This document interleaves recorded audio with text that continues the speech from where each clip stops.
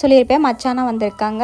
So அதோட continue vlog தான். அடுத்த நாள் ஞாயிற்றுக்கிழமைனால ஹஸ்பண்டும் மச்சானும் வந்து பட்டணம் பக்கத்தில் போய் மீன்லாம் வாங்கிட்டு வந்துட்டாங்க. என்னென்ன மீன்னா கிழங்கா மீன், அப்புறம் புள்ளி நண்டு, அப்புறம் கனவா மீன் இன்னொன்று ஃப்ரை பண்ணுறதுக்கு வாங்கிட்டு இருந்தாங்க.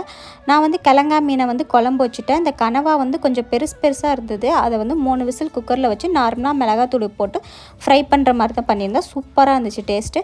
அப்புறம் வந்து இந்த புள்ளி நண்டு இருக்குல்ல, அதை வந்து கிரேவி மாதிரியே தான் பண்ணியிருந்தேன். அக்கா சொல்ல தான் பண்ணியிருந்தேன். கிரேவி டேஸ்ட்டு ரொம்ப சூப்பராக இருந்தது. அதுக்கப்புறம் மீனை வந்து நார்மலாக எப்பவும் போல் ஃப்ரை பண்ணி மதியானம் வந்து லஞ்சை முடிச்சாச்சு.